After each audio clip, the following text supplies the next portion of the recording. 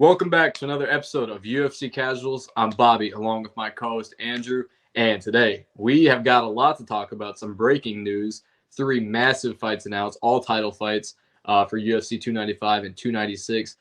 Minutes before we started recording, the news came out. Dana dropping some heat on a random Wednesday night, not what you expected to see. Jiri versus Alex Pereira for the vacant light heavyweight belt announced as the main event, or as the co-main event, for UFC 295 in November this year. And then Leon Edwards versus Colby finally booked. That'll be the main event of UFC 296. And then the co-main of that will be Alexandre Pantoja versus Brandon Royval for the flyweight belt. Massive announcements. We'll start with the Jiri versus Alex announcement, the co-main of UFC 296. That card is looking to be stacked now. What do you think of this one? I mean, these are the two right guys for this fight, for this vacant belt, no doubt. And it's obviously been down to Jiri, wincing and a heel. He's saying he's been ready. He's been ready to go. We were thinking because maybe Colby Leon would be on 295, they would do it for the 296. But John Jones pussied out, so he doesn't want to press conference at Colby. We get it on 295 instead. An amazing co-main. I mean, what a fight. Holy cow. It's going to be fireworks, man. Yeah, that's a hell of a co-main event. I was expecting that to either be a co-main event on a McGregor card or a main event on its own. But to get that on a co-main event, along with, as much as we don't like him, the greatest of all time, versus the heavyweight GOAT. I mean, this is shaping up to be one of the best cards of the year. And we've had some great cards this year. So that says a lot about UFC 295. This matchup, I mean, we knew it was coming. We knew this was going to be the fight for the vacant light heavyweight belt. But man, this is going to be fireworks. Such an incredible matchup. 2 super exciting strikers with knockout power. I mean, this is going to be a hell of a fight. I mean, Alex Pereira, the most dangerous fighter striking-wise on the planet. And then Jiri Prochazka coming in with that just ridiculous style, nonstop, relentless. What's he going to do? He's a character. Not only is he a character, but he's just an insane guy. Yelling at trees and stuff in the woods. It's just both of them yelling. And Pereira's like that too, yeah. Exactly. In the Brazilian jungles. I mean, these guys are some warriors. These guys are samurai warriors, whatever you want to call them. And man, that's a co-main. Are you kidding me? It's amazing. We thought July cards were amazing, and that was a great run of pay-per-views right there. This 3-month run to end the year with 294, 295, and 296.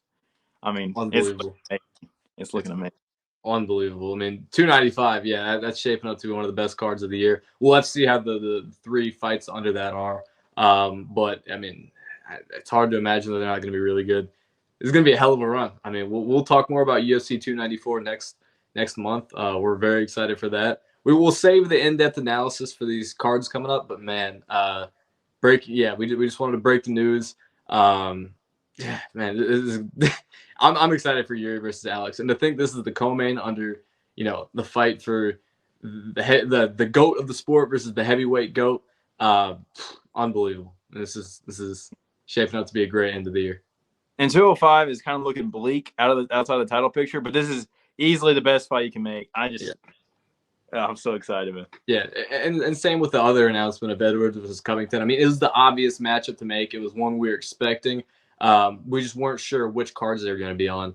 This worked out well, though. 295 is going to be stacked, and 296 shaping up to be a solid card as well, with 2 title fights of their own. You got Leon versus Colby. We knew that fight was going to happen. We knew it was in the works. And like you said, I think everybody was anticipating this being on 295. I think Dana and the UFC probably wanted it on 295. I don't think Jones is a fan of being in the same press conference as Colby, so I think that might have been the reason why. But still, a good way to end the year. I was thinking this may be a Conor card, but we'll talk about that possibility. UFC, possibly a fight night in Ireland in December. That was hinted at. We'll talk more about that later in this episode. But, 296, that belongs to Edwards and Covington. This should be an amazing fight as well. I mean, Covington always puts on exciting fights because of his crazy pace. Leon, it'll probably stay standing for most of this fight, knowing how good Leon's takedown defense is. And man, he's got some great boxing. This will be a fun fight. I'm excited for this one too. I mean, like you mentioned, with the takedown defense that Leon showed against Usman in the last 2 fights. Yeah, obviously not his first fight, but you can blame elevation on that. He was gassed. That second fight, he looked unstoppable. And Usman had no answer for him. So, Colby, it's going to be tough. I'm going to say he has no path to victory because we're the Jinx, and I want him to win the title. But these guys are two big enough stars that they can headline this pay-per-view by themselves to end the year. I don't think it needs a McGregor fight to have the hype there. This is going to have hype. So, and then a great co-main as well. Yeah, of course. And talking about that co-main, Pantoja versus Royval, we weren't sure who was going to be in the picture for the flyweight belt. It could have been a Moreno rematch. Albazi was in the mix too with that win over Kai Kara France. He was still in the mix, but ultimately he goes to Royval, who he said he was holding out for that title shot. He gets it. I think he deserves it. Two very well-rounded fighters, two guys who can get it done on the feet and on the ground. Pantoja, he's got some serious power, and he's got that submission threat. And then Royval, he's got some good hands, and he's got some submission victories of his own. This should be an amazing fight for the co-main. Going to be an amazing fight, and I'm just glad to see as good of a fighter as Brandon Moreno is.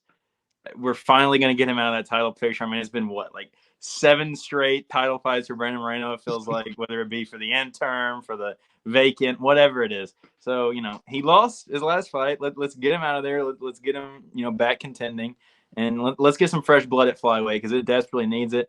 I think this is a message. You mentioned Albazi. This is a message from the UFC saying, even we don't think he won that fight, right? I mean, he would be the clear number one, rankings wise and record, but he just didn't win that fight. And I think the UFC knows that. They know that, Royval is coming off some good wins here against some top 10, 5-ish guys. And he's, gotten some finishes, so he's ready for this title shot. It's going to be a great fight, I think. Yeah, and even though we think Albazi lost that fight, and it was pretty clear that he did, I think he'll still be fighting up. I think the fight to make next for him, it makes sense because, Moreno and Albazi, they are both left out of the picture for the flyweight belt. Have them fight each other. And, as many times as we've seen Moreno fight for that belt, I mean, if he goes out there and beats Albazi, it's kind of hard to deny him again, especially with how close his last fight was against Pantoja. So I wouldn't mind that at all. And I just think, he needs some time off because he's been in so many title fights, and he took a lot of damage in that Pantoja fight. Yeah. I mean, they both did. So, they needed a good reset. That was their third fight with each other. So, we don't need all these trilogies, quadrilogies between these because there's just not enough contenders right now. So I just think it's good, even though Royval's fought Pantoja before too. That's the thing with these flyweights; they just keep fighting each other over and over. But you got to do what you got to do, and Royval's on a good win streak. And Moreno just lost, so I think it makes sense. Yeah, absolutely. Wow, some massive announcements. I'm glad with the timing. I mean, it was literally minutes before we started recording. Couldn't have come at a better time. Didn't have a lot of time to compose our thoughts. We're still kind of excited for it, so we're a little bit all over the place with how we're talking. But it's just because, man, this is fresh. I mean, this is some huge news right before we started recording. Wanted to get that in there. But we'll wrap that up and we'll move on to Noche UFC, which took place on Saturday. Grasso versus Shevchenko, the main event, ended in a draw with Grasso retaining her belt, of course. Some questionable scorecards in there, or scorecard. The other two are fine in my opinion, but at 10-8 in round 5 was very questionable. What did you make of that fight? I mean, I have absolutely no problem with saying Grasso could have retained here. I think it could have swung 3-2 either way. Both ladies had their definite rounds, and then there was just some super close ones in there. Obviously the 5th round is clear as day Grasso, but in no world is that ever a 10-8 round. Because for one thing, Valentina wins the first 3 minutes of it. The takedown transition to her back is very much like how the first fight went between them, where it was sloppy work from Valentina on the feet and just getting her back taken like that. I mean, that was back-to-back fights for Valentina and just shows some, I don't know, bad IQ. I don't want to call it bad IQ, but just a bad move to let her take your back like that in a very easy way. I mean, slipping to the ground twice in 2 fights like that. Obviously didn't get the choke this time, but to have her back and not, sure the subs might have been close, but there was a moment in this fight where Valentina had a very tight guillotine. Are we going to say that should have been a 10-8 round? Because, Grasso, who knows how close she was to Tappy. So I just don't think there's any way you can give it a 10-8. I think the judge looked at his scorecard and saw, oh man, it's Noche UFC. If I give this a 10-9, we got a win for Valentina here. Just bad judging. It seemed very biased to me, and I don't know what. Yeah, it's look, like you said, you can make an argument for Grasso winning this fight 3-2, which I have no problem with. I think Valentina won 3-2. I think she took rounds 1, 3, and 4, with Grasso, of course, taking 2 and 5. But you can't possibly give round 5 a 10-8. It wasn't dominant enough. And like you said, Valentina, she was winning those exchanges on the feet for the first 3.5 minutes. It wasn't until that last minute and a half where Grasso got her back. And she did threaten the submission, which you can give her the round for that, sure. But in what world is that a 10-8? It just doesn't make sense. Yeah, I mean, it's one thing to have a dominant position where you're teeing off. And don't get me wrong, she had some good ground and pound in there too. But I don't anything. There was no moment in that exchange on the ground where it looked like, sure, maybe she was about to tap, but you don't give a 10-8 for almost tapping. You give a 10-8 for major damage being done and a major threat of a finish. And there was none of that in the ground and pound, in my opinion. No way you give that a 10-8. There was no like major blood. Like I want to know what he was thinking in that moment, giving that a 10-8. And there's no explanation other than the fact that he saw it was going to be a Valentina 3-2 victory, and he was like, "Let me make this a draw for the fans." It just seemed obvious to me. I don't know. Yeah, and who knows where they'll go from this? I could see them running it back. I think because of Dana saying that Blanchfield versus Fior is the next fight to make, or will be the next fight for each of those women. That tells me that Grasso versus Shevchenko is getting a trilogy. That would be my guess. And, I think that's the way to go. Because look, if that wasn't a 10-8 round, if it was a 10-9 like it should have been, Shevchenko's holding that belt right now. And it still ended in a draw. It's not like Grasso won on the scorecards either. It ended in a draw. So there's still some questions unanswered. Now, Shevchenko is getting older, so she has less room to improve than Grasso does. So maybe the third fight looks different. But this was a very, very even fight. Both of them had their moments on the feet. Both of them threatened submissions at different points in the fight. Really close fight. So I'm not going to call it a robbery. It's ridiculous. But I will question that round 5 score by Mike Bell. Just bad scoring. And Valentina did suffer an injured hand in this fight too, where they said she's not going to even be able to train for 3 months. So when do you make, what is next for Grasso? Because is she just going to wait out Valentina? Or, who's to say Blanchfield and Fior are going to find the next 3 months, and then they can be back ready to fight for that title before Valentina is. So, it's a tough situation. And, I wish we would have got a definitive winner in that fight so we wouldn't have to see it again. Because it looks like Valentina is just getting older. And, if she would have lost definitively, she could have been out of the picture altogether. Yeah. Or if she won it, she could have been back at the top. And then, maybe the rematch makes more sense. But I don't know. It's a tough spot, especially with the injury for Valentina. It'll be interesting to see what they do. Yeah, who knows? I guess if Valentina's not ready by the time the winner of Blanchfield and Fior are ready to go, you got to give it to one of them. But I ultimately think they're going to do a trilogy, which not something we want to see. It was a good fight. This last fight was very entertaining, very close. Hell of a fight, especially for women's MMA. But you just get tired of seeing these fights over and over. It's kind of like the Moreno versus Figueiredo, quadrilogy. It's like, okay, great fights, but we've seen this before. You get tired of it. So yeah, we'll see what the future looks like in that division. I'm not sure, but yeah, still an entertaining fight. I'll give it that. Not the outcome we were hoping for because there's still some questions unanswered, but an entertaining fight nevertheless. Yeah, I just think with those 2 top contenders up and coming right there, you kind of need on. And but the fights were so close, it makes sense to run it back too. It'll be interesting. Absolutely. Moving on to the co-main event, Kevin Holland versus JDM. JDM picks up a clear win by decision here. Great boxing from both these guys. Their defense looked great. I think JDM just looked better. His defense was better. Barely any shots were getting through on him. And he did a good job managing a much rangier opponent in Kevin Holland. Hell of a performance by him. Kevin Holland, he didn't look like he had that he didn't look like he does in most fights where he has that confidence. And I think you could see it and leading up to it in the press conference where he was saying he doesn't care about fighting for the belt and stuff. I don't know what his mindset is, but JDM he looked better all around, and Holland didn't look like himself. It just looked like a good sparring fight as opposed to wanting to go out there and knock each other's heads off to me. Yeah. Holland went out there looking like he was a points fighter at times. it just wasn't landing on. Both their defense was amazing in this fight, but Maddalena did have the moments where he could get inside. He landed to the body a few times, hard shots like he always does, and he was kind of himself. He looked more like he was in there to win than Holland was, and that's why he got those round scores for him. So, Holland, I would have liked to see more out of him. I think he could have done a lot better at range here. Using leg kicks and body kicks. He's trying to go up high and go for a nice knockout. You gotta go to the body against when you're at range like that and you have the long limbs. And it just didn't look like he wanted to win for some reason to me. And kind of a boring fight, like we were expecting. We were expecting fireworks, and it was just a good technical fight. But overall, good win for JDM. Yeah, I was expecting more kicks out of Holland, more teeps to the body and stuff like that to try and use that to manage the range, but he didn't really do that. And JDM, he was able to do his work, like you said, getting those big body shots in. His defense was incredible. His head movement from JDM was incredible.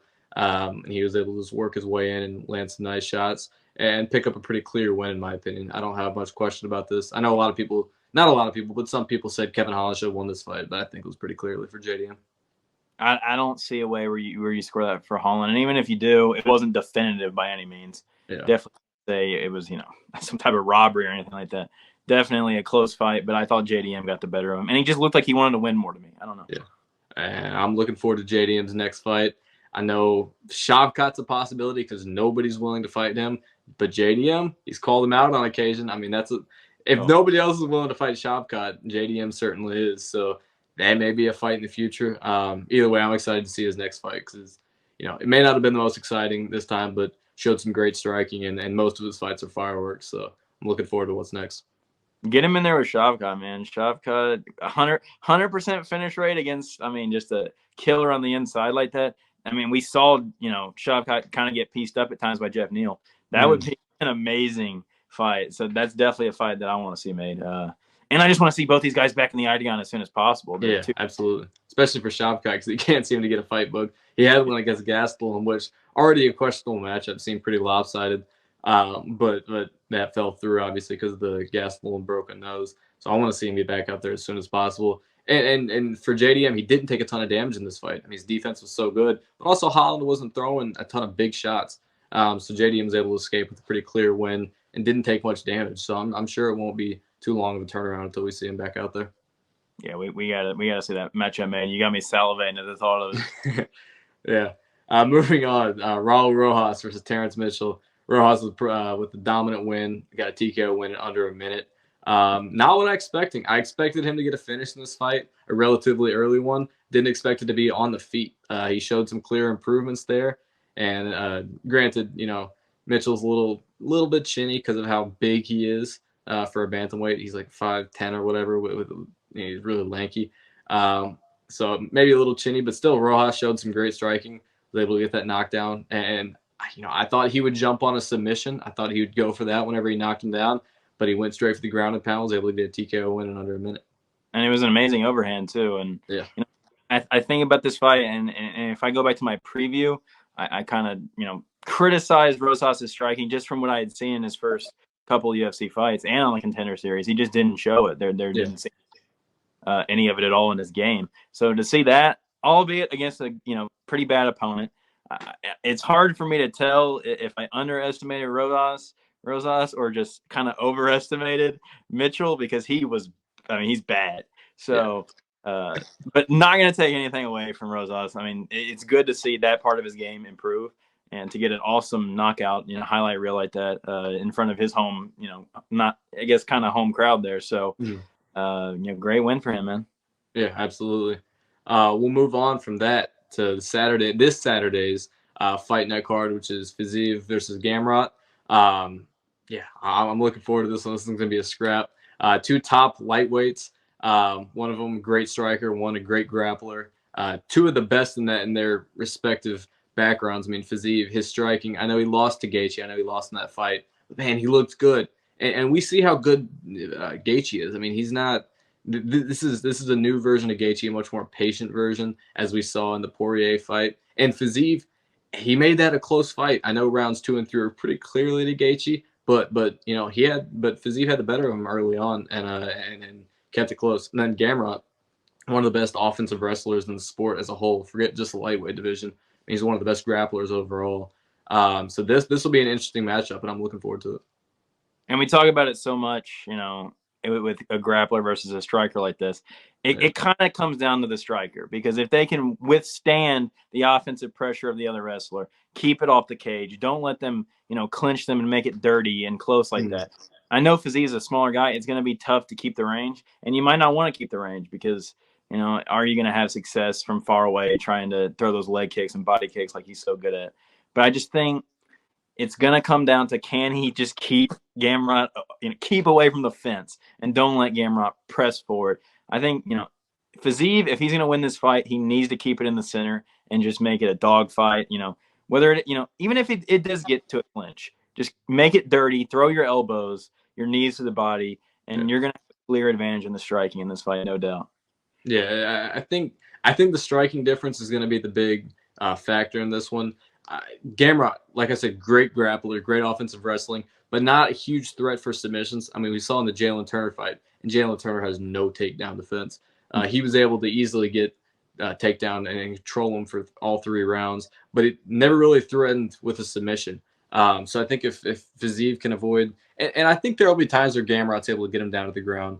So I don't think this will be an early finish for Fiziev. I think Gamrot will be able to win a couple rounds off control. But I think later into this fight, I think Fiziev will he'll be able to withstand the wrestling of Gamrot for long enough to land those big shots that he's known for landing, and I think he'll be able to win this one. I think he's just going to do Fiziev's going to do a great job getting to the body in this fight, and I think he really showed some good takedown defense in some of his fights, like against RDA in his first ever main event, right? So he's gone 5 rounds as well. He has that experience. I think he's going to be able to withstand that forward pressure from Gamrot. And I mean, I just think there's going to be such a difference on the feet that Fiziev's just going to be able to piece him up really well, get to the body, and then probably knock him out. I'm going to say in the 3rd round. Yeah, a kind of an early finish there, but I think he can do it, man. I think he's going to want to start fast on Gamrot, maybe kind of gas him out a little bit, and then pick away at him, obviously, to the body, and then knock him out in that 3rd round. I got a very similar prediction to that. I have round 4 TKO for Fiziev. I think he gets done just a little bit later, but ultimately, like you said, man, I think there's just levels on the feet. I think he'll be able to withstand the pressure and the offensive wrestling of Gamrot long enough to land some big shots and put him out of there around 4. And Fiziev's so technical, man. He's so technically good. I mean, he's so polished as a striker. So I just think, like you mentioned, levels to the striking is going to be a big factor in this fight. Absolutely. Next up, the co-main featherweight bout between Bryce Mitchell and Dan Ige. My apologies. Ige with a couple wins in a row, coming off wins against Damon Jackson and Nate the Train. Not the best, but now he's getting a top 10 opponent. and Bryce Mitchell. Coming off a loss to Ilia Topuria, but not a loss to be ashamed of. Mitchell's grappling a big advantage in this fight, I think. Ige a bit well-rounded, but I think Mitchell's much better in the grappling department in this one. And, you said nothing to be ashamed of in losing to Topuria, but, man, he got outclassed. He got worked bad, yeah. So to come off of the feet like that when Bryce Mitchell had a thing, I mean, he thought he was going to go in there and be able to control Topuria. I'm not saying he can't go back in here and have some confidence and control Danny Ige, because there is a clear advantage there for Mitchell. But, how's the psyche coming off a bad loss like that? Because Mitchell, he was an undefeated guy himself. I mean, he had a lot of he thought he was going to be where Topuria is right now, winning that fight, getting a number 1 contender fight. He'd be the next in line for Volk. So to come off a bad loss like that, I'm not saying he's going to go out there and get sparked by Dan Ige, who can definitely do it, by the way. Great hand. But he's got to come in here with a good mindset, because, if he gets sloppy, then Dan Ige can definitely knock him out. Absolutely, yeah. Mitchell's got to be careful. He can't get too reckless on the feet, because, like you said with Ige, he's got that knockout power. I mean, he's called Dan 50K Ige, because he gets those performance bonuses because he knocks guys out. But Mitchell, I think he'll be smart. I think he'll be patient in this one. I think he'll pick his shots correctly, and I think he'll work his way into getting this fight to the ground. I don't think he'll be able to get a sub on Ige, but I do think he'll take this fight to a decision and just off control, and maybe winning some exchanges on the feet, be able to win by decision. And I think he will be able to get a finish. Mitchell will. I think the first round it'll be slow because it'll be tough on the feet. You don't want to overcommit and get overzealous. And he'll probably take him down. He'll get the confidence that he can take him down. And then I'm going to go second round sub. He'll definitely get him down early in that second and have plenty of time to do his stuff. Let's see him get another twister or something cool like a cool sub. I want to see Mitchell get in this fight. Second round sub for Bryce Mitchell. Nice. I like it. Moving on to the third to last fight on this card, the last one we'll talk about, Mariana Rodriguez versus Michelle Waterson Gomez. Why are they making this fight again? Rodriguez has already beat Gomez once, and since then Gomez has lost her last 2 fights. This fight makes no sense at all. Gomez clearly hasn't improved since the last time they fought, considering she's coming off 2 straight L's. And Mariana Rodriguez, she's lost a couple, but she's also beaten Yan Xiaonan and Mackenzie Dern since that win. I don't know why they're running this fight back, but it puzzles me. But I'll let you say what you have to say about it. Yeah, I mean, I didn't even know they had fought before. So yeah, that, and then hearing one's coming off some wins and the other one has lost 2 in a row or whatever he said, that makes absolutely 0 sense. So Marina Rodriguez, while she did look like a good prospect and then had a tough run of things, she could have been up in this title picture, and she's not, unfortunately. She's coming off some bad losses. So, but she shouldn't be fighting down this far. I don't understand that at all. I think all respect to Michelle Waterson, a kind of a vet of the game. She's been around for a while. She's got some good karate skills, but I just a little too small for Marina Rodriguez. And I didn't even know they'd fought before. She's already beat her. So I don't know how the first fight went, but that's my prediction. It's going to go the same as the first. Yeah, considering she evidently hasn't gotten a whole lot better, I'm sticking with Rodriguez on this one. I don't think she'll go out there and get a finish, but I think she'll take it to a decision and win pretty clearly. It's just such a puzzling matchup considering that they've already fought, and Rodriguez won the first one, and since then Gomez has lost 2 in a row. Doesn't make sense to me. And Waterson's striking being what you would think would be her advantage, I think Marina Rodriguez's striking is better. So I hate to use the cliche that we always lose, but what's the path to victory for Michelle Waterson Gomez? And just like that, Waterson Gomez has won by a round 1 knockout. They get to the bank. Michelle Waterson's getting the huge stuff. Yeah, I'm even with the jinx, I'm sticking with Rodriguez. I'm sticking with my prediction on that. I think she'll pick up a pretty clear decision victory here. Agreed. Nice. Moving on from that topic, we'll talk about some possible news. UFC Ireland, possibly, this is all speculation, but maybe a fight night later this year. Jamie Malarkey's team posted on Instagram that he's hoping to get a fight night or a spot on the fight night in Ireland later this year, which nobody knows about except for Jamie Malarkey's team, apparently. But, we talked about Conor possibly headlining UFC 296, but you texted me earlier before the show started about the possibility, or just throwing the idea out there, maybe Conor versus Chandler headlines a fight night, obviously a fight night you pay for, but it makes sense because it would be out in Ireland. It'd be around the same time as UFC 296. So it wouldn't throw off, the schedule a whole lot. Conor would still be fighting at the end of this year. Not sure if he's going to pass any USADA tests, but I think they'll let him go anyways later this year. But yeah, that's a possibility. It's a card that interests me. I wonder if it, obviously, Ian Gary on a fight night, that would in every other case be the main event. But if Conor was headlining it, you can definitely swing Ian Gary on there. I know he would take that. A lot of things you can do with this. I'm not going to guarantee that it's going to happen, but given that Jamie Malarkey's team, is saying that it's going to happen, that he wants to be on the card, I'm really interested in the possibility of it. And I just can't imagine a scenario where they're going to Ireland for the first time. And have they ever been to Ireland? They've probably been there before, but like Conor McGregor's never fought there, and he has said countless times that he wants to fight in Ireland before his career is over. Mm-hmm. This could be huge. Like, I don't know how big we're talking about in Ireland here, but Conor McGregor's talked about wanting to fight in soccer, like a soccer stadium in Ireland. So this could be the biggest fight night ever. Definitely one you would pay for if they can get Conor McGregor. This is basically a Conor McGregor Chandler fight is the main event, and then Ian Gary is the co-main. That's pay-per-view good. So they would definitely make you pay for that. And I mean, him saying that he wants to fight in Ireland before his career's over, and him saying he wants to fight before the end of this year in December, and then for them to now be saying there's a card in Ireland, or kind of a slip up by Jamie Malarkey's team maybe here announcing that there's a card in Ireland in December. It just makes so much sense that you put Conor McGregor as a main event here.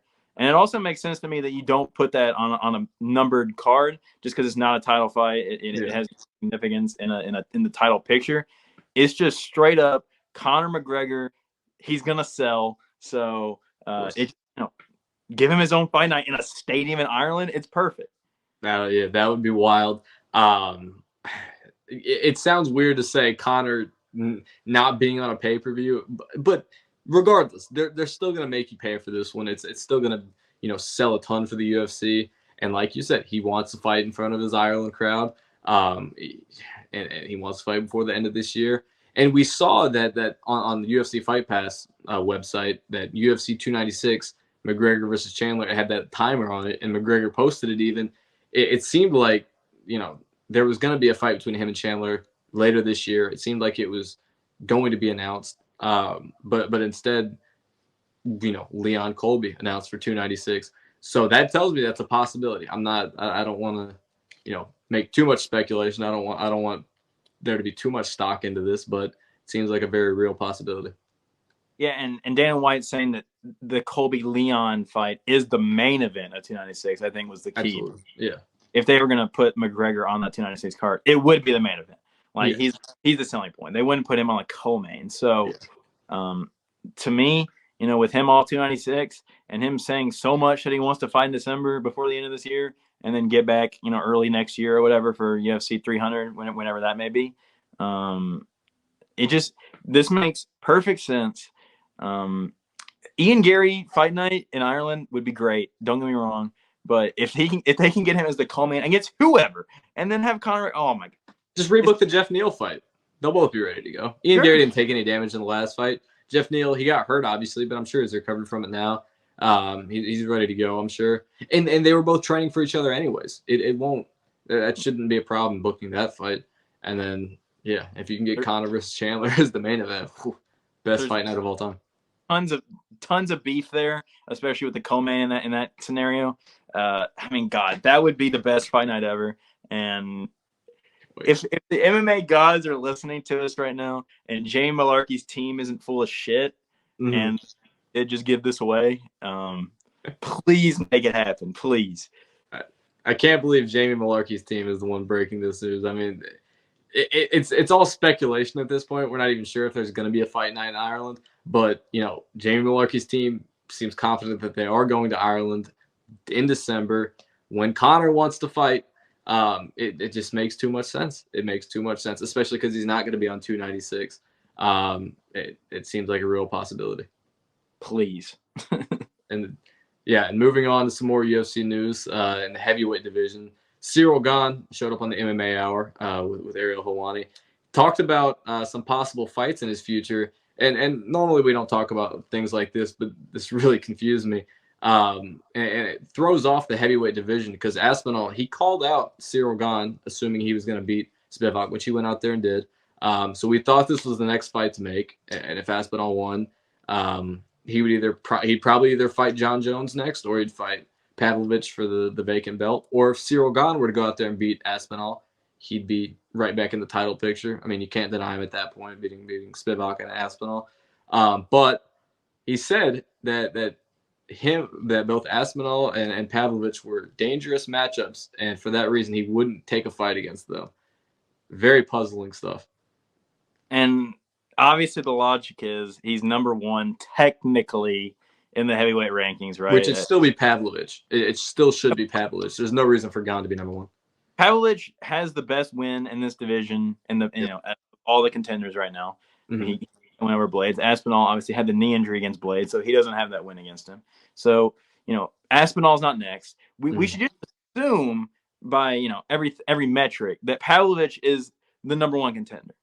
And let's say both John Jones and Stipe retire after 295. Then that leaves Pavlovich. He's in that vacant title fight. Fight. it makes perfect sense for Gane to fight down in the meantime against Aspinall. He called him out, Mm-hmm. right? I mean, Gane is coming off 2 title shots where he Yeah, lost. lost both of I them. mean, so why would he get the next title shot? It wouldn't make sense. He needs a couple victories to get back in that picture. Yeah, and The I perfect, believe Spivak was number 7, right? right? He's number 7 in the rankings. That's not a fight. You can't lose 2 title fights, go beat number 7 in the rankings, and then say, "Oh yes, I'm next." No, you're not. You're not. It's not how this works. You're gonna fight again. You might fight 2 more times before you get another shot at the belt. I know the Ngannou fight was very close. He debatably won that fight, but he went out there and got smoked by John Jones. That's not a performance that warrants getting a title shot anytime soon. Now, if he were to go out there and beat one of Pavlovich or Aspinall, then yes, absolutely, he needs to be right back in that picture. But if he's not willing to fight either of those guys, I think they just do Pavlovich versus Aspinall straight up for the vacant heavyweight belt. And considering Aspinall took no damage in his last fight, Pavlovich hasn't fought in a while, and he didn't take any damage either against Blades. You can book that fight very soon. You can do that in January, possibly, for the vacant heavyweight belt. That belt will not be vacant for long. And Gane, he can sit around waiting as long as he wants. He's going to get left out of the picture. And then, so what do you do if you're Gane? If, let's say, he doesn't want to fight any of these guys, which he should want to fight one of these guys. I don't even think Aspinall would deserve to be in that vacant title fight because, I mean, he's coming off a win versus Tybura, right? His first fight back. It would have just made perfect sense for Aspinall to have to fight Gane and then Pavlovich for the title. But if Gane's going to be the way he is like this, then he's going to get left out. And then who are you going to fight? They're going to feed you Jailton Almeida, and you're going to get grapple fucked. He's going to get smoked, and he's going to get subbed again in round 1, and then he's just going to have to win 2 more fights. It just doesn't make sense for him to do this. Yeah, it's stupid. And you know what? Pavlovich is a monster. He's a scary guy in that division. But if he can go out there and beat number 2, which Pavlovich still should be number 1, I don't know why Gane jumped him. I know that win over Spivak was impressive, but like you said, Pavlovich has the best win over of any of the contenders. He smoked Curtis Blades in round 1. But this is a winnable fight for Gane. You know, Pavlovich, he doesn't have the threat of wrestling. He's not going to try and take Gane down, which was a problem for him against Jones. It even was a problem against Ngannou. You know, Ngannou was able to get him down on the ground and hold him down there.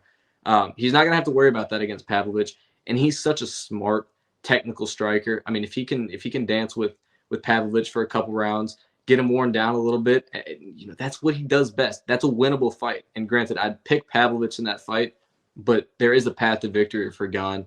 So to sit here and deny any fight until he gets a title shot, he's just going to get left out of the picture. And I think maybe Gane's saying that, you know, just in kind of a pitiful way where, you know, he did lose to John Jones so badly. He does want to run that one back. But John Jones ain't going to be here in 2 months. No. John Jones is going to retire. John Jones has pretty much already said, I'm beating Stipe and I'm leaving. Yeah, so, and even in the off chance that Jones sticks around, right, he's not going to fight Gane again. He's not taking that fight. Not because he doesn't think he can beat Gane, but because he smoked him. He subbed him in 2 minutes. He's not going to fight him again. He's just going to go out there and sub him again in no time. I don't know what Gane's thought process is, but he's not getting this fight. And let's say if John Jones is to stick around, right, he's not going to, like you mentioned, he's not going to want to fight Cyril Gane again. He smoked him. He's going to want to fight one of these up-and-coming contenders that haven't fought him yet, who have called him out. I mean, Aspinall said, I want John Jones before he retires. And John Jones responded to that and said, you know, cute buddy or whatever. So there's fights to pass Cyril Gane for the belt, you know, whether John Jones is the champ or isn't. You know, he's not in the title picture, even though he has the number 1 by his name. So to say you're not going to want to fight Aspinall or Pavlovich when they're the clear next in line ahead of you, it makes no sense. Not at all. Yeah, some really puzzling stuff there. And that's all we got. We're out of UFC news. Some huge news. I know the focus of our show is, you know, the upcoming cards or whatever fight nights ahead for the weekend. But man, this is a very news heavy episode. So yeah, we're excited to talk more about everything we talked about earlier. We'll get into more in-depth analysis of it as we get closer. But for now, some huge news in the UFC. And yeah, we're excited for the last few months of the year. I was just about to say, it's looking like it's going to be a hell of a way to end the year this year for UFC, and I can't wait, man. Yes, sir. All right, well, we see you guys next week. We're looking forward to it. We'll recap Fiziev versus Gamrot and look forward to whatever's ahead. We'll see you guys in the next one. See ya.